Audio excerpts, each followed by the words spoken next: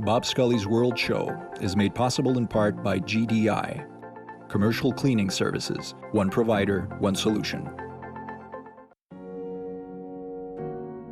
And by Clocks Technologies. Biophotonic lighting manages skin from within.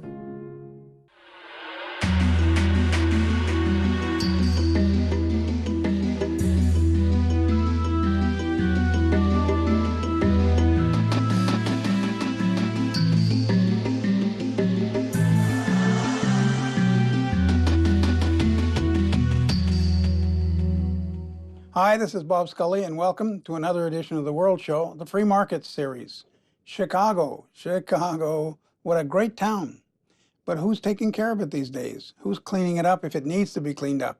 Not Elliot Ness. John Tillman of the Illinois Policy Institute. And you'll see he's doing a good job of it. Here he is. John Tillman, one of the great attributes and qualities, I think, of the freedom movement is the way it has spread naturally, organically, throughout the U.S. and then from there around the world. And yet, it's odd, but and sometimes very efficient work is done by people who have a tight focus geographically. Mm-hmm. They sort of complement each other. Mm-hmm. So the Illinois Policy Institute is obviously focused on Illinois. How did that happen? Well, in terms of my role, in 2004, I got involved in public policy after selling a business nationally, and I kind of learned how the public policy advocacy work in the very network you're talking about was propagating throughout the country. After 3 years of working nationally, I decided that Illinois was desperate for a little bit of free market thinking and a free market approach. So I wrote a plan to try to build a pro-freedom movement in Illinois, and the Illinois Policy Institute had been around for 5 years, but was very, very tiny with 2 employees. I initially joined its board, eventually became the CEO, and we took off from there. And we've all heard I checked it with you before the interview because I didn't want to get any hate mail. We've all heard the cliches, I mean, going from the gangster movies in the 20s and the legends about Al Capone, right down to Mayor Daley and the 1960 election. Right. There's always been this sort of aura of rough and tumble politics around Illinois. But you got to wonder, you say probably the same thing everywhere or not? No, I think Illinois is unique. I've worked all over the country, and there's a strange dynamic in Illinois, and most of what you hear in terms of political corruption, what we call the combine, the bipartisan combine, that really makes all business decisions from the smallest business decision in a community level all the way up to things being done with Fortune 100 companies. It sort of runs through the political system. You have to come and pay homage to the political class. And I think that makes Illinois different than most places.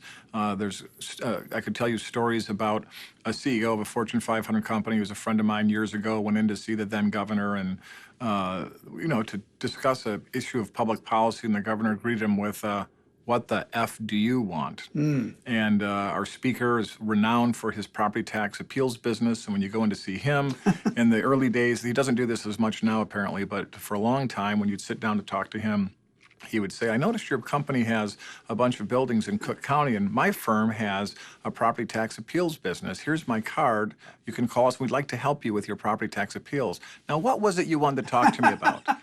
And there's a huge federal corruption probe going on right now. So it is a real problem. I think one of the encouraging things is that Mayor Lightfoot, recently elected, is a traditional progressive in every sense, but she is also an honest reformer, and that has been refreshing. Well, if it's any consolation to you, as you were describing that about the real estate business, I harked back to the Carroll biography of Lyndon Johnson. Oh, yes. So Lyndon Johnson owned TV stations, and it is said that when he was majority leader of the Senate, if you wanted some legislation done, well, you might buy a couple of ads on his Austin TV station. We would call that synergy now. But when you attack that, you're attacking vested interests, and I suppose they want to fight back. They do want to fight back. It's been one of the most difficult and challenging things that have happened. There was a hit piece written in the Chicago Sun-Times on me and the various organizations I'm involved with. That hit piece was actually propagated by people on the right, Republicans who were unhappy with some of the things we were doing on the reform side. But I'd say actually overall right now what's interesting is the right in Illinois is more united than it has ever been. Partly out of desperation, the Democrats have supermajorities in both chambers. And of course, Governor J.B. Pritzker is the new governor who won in 2018. And we were fighting desperately to ward off what we would consider an excessively progressive and extreme progressive agenda. And the another fascinating thing is it's the intertwining of unions and all these vested interests, but not in an obvious way necessarily. It's just that unions just have the power, the demographic control.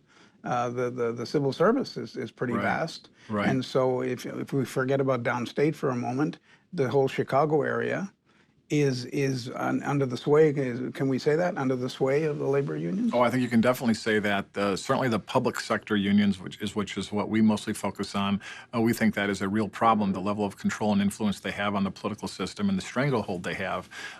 They are the largest funder of elections in the state of Illinois. 71% of their money goes to Democrats and 21% goes to 29% goes to Republicans. And they're very powerful. We just had a teacher strike in Chicago, and the Chicago Teachers Union is an extremely radical and, frankly, a little bit scary union. Theoretically, it's for the kids, but some of these, huge contract increase for them over 5 years. I think it's 15% over that time, at a time when the school system is literally broke and getting brokered by the day. So the unions have outsized influence, and unfortunately, they get a fairly favorable press without real objective reporting about the trauma it's causing in the state. For example, the amount of money we now put into our pension systems is about 27% of our general revenue fund. That's up from about 3 or 4% just 20 years ago. And what's actually happening now is spending by the state for the poor and disadvantaged is actually negative over what it was 20 years ago because the crowding out effect of pension payments to public sector union pension funds. And the tightness between, I mean, this is not new or proper to Illinois, but still, the tightness between the political machines and the unions is a little bit scary. I was talking about the 1960 election with Mayor Daley. In those days, the unions marched like an army when Mayor Daley spoke or whistled. Has that softened up, or is it still the same thing? No, that's still the same thing. The biggest shift from 1960 to now, though, is that in 1960 it was primarily private sector unions. And of course, since that time, the percentage of workers that are in private sector unions has plummeted less than 7%. Now, I was guessing in 1960 would have been the 20 or 30% range in Illinois. And the reason private sector union membership has declined is because private sector unions, just like the business, are actually in a competitive market. And if the unions make too bad a deal with their employer, the employer becomes uncompetitive and then you lose union membership. Of course. What's happened now is the shift to public sector unions, and the vast majority of workers at the state and local level are now unionized, either in SEIU, AFSCME, the teachers' unions, and as a result of that, their interest now is to use their leverage as the service providers to the people of the state and withhold those services, in this case in Chicago, by striking, to create leverage to get excessive benefits and pay. Everybody wants to pay our public servants, public service personnel well, but we can't pay them so well that we are really turning public sector workers into millionaire retirees on the backs of the working class and poor. And indeed, I'm told that in some cases cities, and this applies to the whole nation, some cities are going bankrupt because cops and firefighters are just grossly overpaid. Yes, this is literally, well, the key thing is it's not the daily or the monthly or annual paycheck, although they are very well paid in Illinois. A state worker in Illinois is the highest paid state worker in the country when you adjust for cost of living, so they are well compensated. But that's not the real problem. The real problem is the level of the pension benefits. So as an example, a teacher in Illinois outside of Chicago who works a 30-year career, over the course of that 30-year career will contribute $133,000 to their retirement. They will get back $2.5 million. Wow. And that is a Ponzi scheme, and that is somewhat typical ratio-wise for the other unions as well, and that's why it's unsustainable.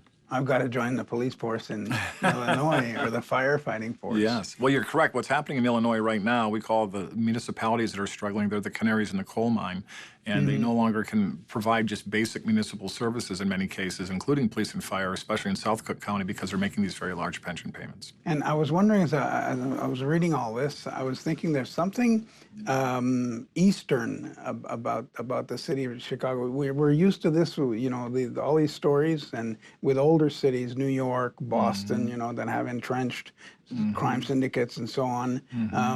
And the rest of the country, less so, except for Chicago. Chicago has something, like a big northeastern city, and even more. Do you know any historical explanation for that? I think it's because of the nature of how Chicago was originally settled. You know, one of the famous things people in Chicago like to talk about is its history at one time as the fastest growing city in the world in the 1800s, and it was. With And the World's Fair at yes, the end of the exactly. 19th century? Exactly. Up until we got to about the 1930s when things began to slow down. And what happened is in Chicago, first of all, Chicago became a mega city relative to the Midwest, much like New York was a mega city. And it took on a lot of the characteristics as people from the East moved into positions of power in the city of Chicago. And government did become one of the pathways to rise in the city, and the corruption that Chicago was famous for that you referred to earlier. All of that sort of created this dynamic in Chicago and in Illinois that is different. When you travel around the country, people don't think of politics as one of the key career choices. You know, if you're in an agricultural area, you go into farming or oil and gas someplace else, and these different kinds of choices. In Chicago, there's the financial community, being a trader in the financial markets, biotech, pharma, manufacturing. But going into politics is one of those choices that many people, especially from certain parts of the city, see as a pathway to prosperity, and it often is. And somebody watching all that or listening to us would say, okay, then just dilute the power of those unions, go towards right to work and so on. And we're going to talk about a famous case concerning the previous governor, not the present governor. Right. You were involved in that. Yes. You did win a huge victory. We did. The Janus versus AFSCME case. Mark Janus was the plaintiff, and I'm chairman of Liberty Justice Center, which is a public interest law firm that represented Mark Janus, and we invited National Right to Work Legal Defense Foundation to join us in that case. And we argued on behalf of 5 million workers in 22 states who were not free to decide whether or not they wanted to pay dues to a union. The way it worked up until this case was if you were a union member and opted out of the union, which you were allowed to do, you still had to pay agency fees, and the unions justified this by saying they were doing collective bargaining work on your behalf, even though you're not a member of the union, so you should pay. They do that up in Canada, too. Yes, exactly, and it's somewhat preposterous. They kind of doctor the numbers, and really most of that money is going to politics that you may disagree with as a union member. So Mark Janus was very courageous. We found him and met him and ended up representing him, and he was a member of the AFSCME union and didn't want to be, or he was not a member of the union, but he was paying the agency fees I referred to. And it was something like $700 or $800 a year, which is real money to everyone. And so anyway, we took the case to the Supreme Court. When Justice Scalia died, there was a case ahead of us that was likely going to make the same landmark decision. The Friedrichs case, she was a California teacher, but that case ended in a 4-4 deadlock. And so when the new justice was seated, Gorsuch, and then we had another 5-4 decision on June 27th of 2018. And it is a landmark case in that it basically said this: who's in charge of the relationship that a worker has with their employer, and who's in charge of the relationship with the union? The union thinks the union should be in charge. We think that the worker should be in charge, and that's what we call modernizing labor law and really providing worker freedom. The worker should define their relationship with their own choice, and that's what that case did. And did it get, as is often right to work cases, especially going back a few decades, but even since then, and in Canada too, for now, it gets hot and heavy. This touches people's livelihood, and a lot of unsavory characters are mixed in there. And so you get anonymous phone calls in your home at night if you're a president of a company or whatever. Did it get that far? Yes, there's been a lot of that sort of thing going on all over the country.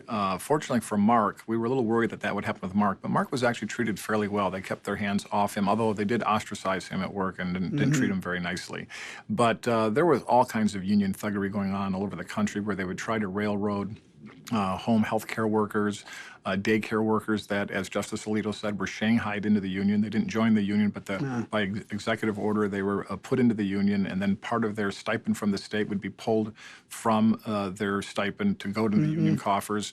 And when people would object, they would have people come to their doors, knocking at all times of day, haranguing them, harassing them, and that kind of thing did go on. And some of that is going on right now, Bob, in terms of post-Janus litigation and people trying to opt out of the union. The point of the case is that you can opt out of the union. And the unions are erecting all kinds of roadblocks. It would be sort of like if you decided you didn't want to buy your coffee at Starbucks anymore and you want to go across the street to Dunkin' Donuts, they would lock the door and not let you out. That's what's actually happening with these unions in many cases. And for a think tank, think tanks are not colossal corporations. No. And it must be, on the one hand, quite heady to be doing a national case like this and aiming for victory and getting it. But at the same time, it could have set you back quite a bit in resources and money and everything else. And it's a risk to have done that. Why did you want to go national like that? Well, one of the great privileges of working where I do, and all of us that work in the freedom movement, is we get to live a life of consequence. And I think that is a miracle, that you get to engage on issues that change people's lives for the better. And you get to stop bad things from happening that change people's lives for the worst. And the Janice case in particular, we were actually advised by some veterans. We were sort of a newcomer, a new kid on the block. And we were told by some people that we shouldn't pursue the Janice case because the Friedrichs case was going to solve the problem. And it might confuse the issue to have another case behind it. And we had a serious discussion about that, and I concluded in the end that it made sense to go forward, that more cases coming up the pipeline are better, thus creating pressure for the court to go ahead and make the right decision with Friedrichs. Then, of course, Justice Scalia dies, and we went forward, and we have the Janus decision. So I think that what we're trying to do is, with the most efficient use of donor money, have the biggest impact on improving people's lives and encouraging or helping to create a condition of human flourishing. And you mentioned some people told you maybe you want to not touch this. When you were doing your outreach and your regular fundraising or whatever, your normal events, as this was unfolding, what kind of reaction were you getting? Approval, disapproval? In terms of donors and what I'll call the engaged activist community, we were getting nothing but wonderful approval. It was very rewarding, and people were very, very excited about it because everybody knew that this case in particular was going to be transformational, and it has been. I forget the numbers now nationally, but in Illinois alone, 20,000 people have opted out of the union, and I think that's an amazing thing that these people get to express their. Remember what the core issue is. This is about your free speech rights and your right to associate. Prior to this ruling, you were forced to have speech. You were compelled to do speech that you didn't want to by paying for it. A closed shop. Yeah, exactly. A closed shop. You had no choice. You were in the you were paying money to the union with these agency fees. They would spend it on ideas you disagreed with. That's, as Justice Alito said, compelled speech. That is every bit as much a violation of the principles of free speech. And you're being forced to associate with a group you may choose not to. We would never think of forcing people generally to associate outside of this, but somehow in a union it's okay. So it's been very exciting to see that transformation having that kind of impact on people's lives. And since you persevered, you mentioned, some of this still goes on, but since you persevered, is it reasonable to assume at some point you'll see the top of the mountain? In other words, these people will make peace with you, maybe grudgingly, but you guys will all have lunch somewhere. I mean, these silly. I might get a food tester if we're having lunch. Yeah, right. I don't think we're too close to that right now. I think it's been really interesting. The unions, it's been very interesting to me, the union reaction to this. And I'm going to give a general answer. There have been some exceptions. But one of the things I said the day the decision came down is we'll learn a lot about the unions in terms of how they react to this. Because what happens in the normal world when something like this happens, and your customers, which are their members or potential members, give you some feedback that they're not happy. What a normal service provider does, well, how can I provide better services? How can I win them over? How can I earn their money by giving them good services? Or instead, will the unions create false roadblocks, potholes, and barriers to the members exercising their rights? And unfortunately, in most cases, all over the country, the unions are creating roadblocks and barriers and preventing people from opting out easily. So there's a whole nother series of litigation that is going on to help enforce the Janus decision. And I'm just disappointed by the unions. Earn it like everybody else does. How about a little persuasion instead of coercion? Well, actually, if they were strategic, I don't know if this is doable, but they could just sort of whip around and give you some of what you want without objecting or resisting, and you'd be sort of dumbfounded, and they would gain a step. I mean, in the normal give and take of any negotiation, that has not happened. That has happened in some isolated places and in some local unions around the country. There has been a very positive reaction and what I would consider a constructive reaction, but the vast majority of them are fighting tooth and nail. Because they've had it really easy. They've had the government have a law that allowed them to take people's money whether they wanted to give the money or not. And they're relearning how to try to get that money voluntarily, and so they're erecting these barriers, unfortunately. And they're not, it's like loosening your grip. They don't want to loosen their grip. It's their livelihood. It's very much, I think, why new entrants into a market space are the disruptors. The legacy players are almost never the disruptors because they can't imagine a world different than what they've come up with. And these unions have had it their way for a very long time, and they can't just pivot and suddenly learn a new way of doing things. I think one of the things we'll see come in the next 10 to 20 years is there'll be new competitive entrants trying to provide benefits to union members, or government workers, I should say, who may not be union members. And we'll see some competition in the marketplace as some disruptors come in and offer alternatives to the union membership. And in addition to often the closed shop as a result of a union monopoly, does Illinois law allow competitive unions to each other? Not currently. So once a union has the right to collectively bargain for a group or an entity, they have a monopoly right to that. And that is one of the next areas, I think, of litigation and opportunity.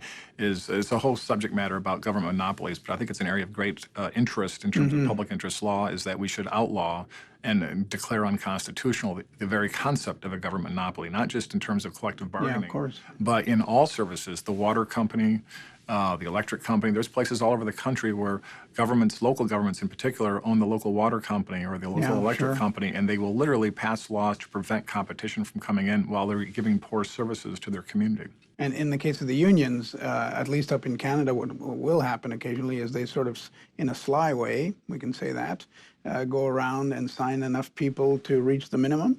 Yes. And then they turn, and sometimes people don't even realize it, neither the workers nor the company. They just whip around and bingo, they have the legal right to represent it, and you can't take it away. This is happening all over the country right now, where they're tricking people into signing the union card all the time. And I find it really appalling, and we're fighting that every step of the way. One of the things our litigation center, Liberty Justice Center, is working on is something we call Janus rights. You are maybe familiar with the American version of Miranda rights, where if you're arrested, you're read your rights, and so you are fully informed as you go through the process.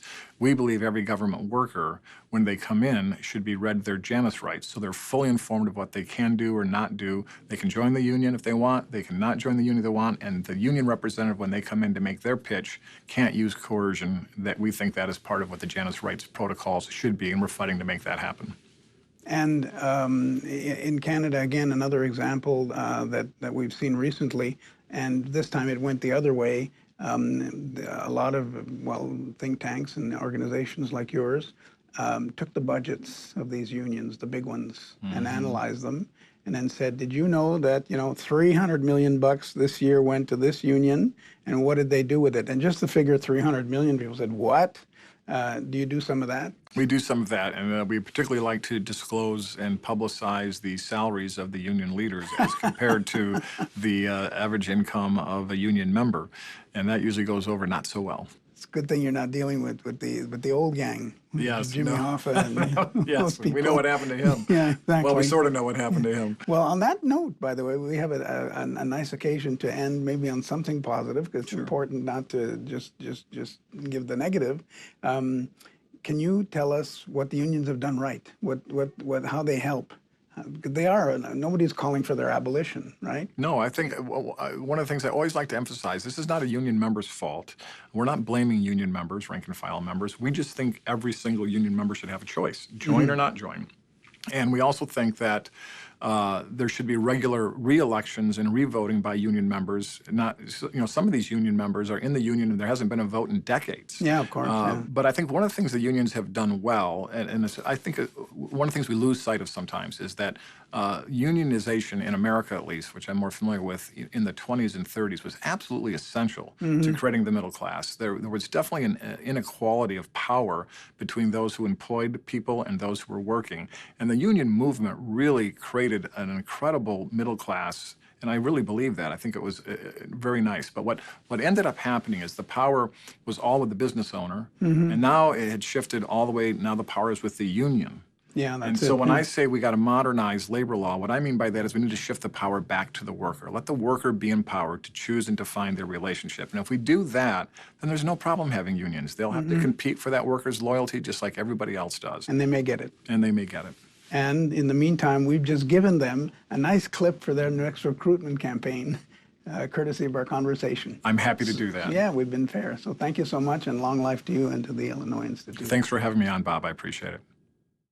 John Tillman, and now here's someone else coming up on the World Show. Well, at Dynacert, we have a very unique electrolysis system. I mean, what it is actually an on-demand hydrogen unit that goes on diesel engines. We produce pure hydrogen and pure oxygen just from distilled water, and we introduce it to the internal combustion engine through the intake. And what we are is we're a catalyst. Like we improve the fuel economy, we lower the emissions very significantly, but it's all done right at the burn. We're not a fuel. People sometimes get confused, with the introduction of hydrogen, thinking we're a fuel. We are not a fuel. It's something that's been proven over 50 years is trace amounts of hydrogen to an internal combustion engine enhances the burn. And that's exactly what we do. The problem was, or the challenge has always been, there is literally a sweet spot. You've got to have just that right mixture. Otherwise you get negative results. So we've spent 15 years and over $50 million developing this product. And so we have now got it where it is fully computerized. It literally learns from the engine. So it's taking information from the engine on a continual basis to our smart ECU, which is a computerized system, to determine the proper flow rate of gases to optimize the burn. Actually, the U.S. Department of Energy said we've got the Holy Grail. They said that we have found a way to produce more hydrogen and oxygen through less power than anything they'd have ever seen before. But the electrolysis is really not the magic. It is the computerization of it, and that was very sophisticated. John Tillman, CEO of the Illinois Policy Institute, was our guest this week on the Free Markets series of The World Show. I'm Bob Scully. Have a great week. Thanks.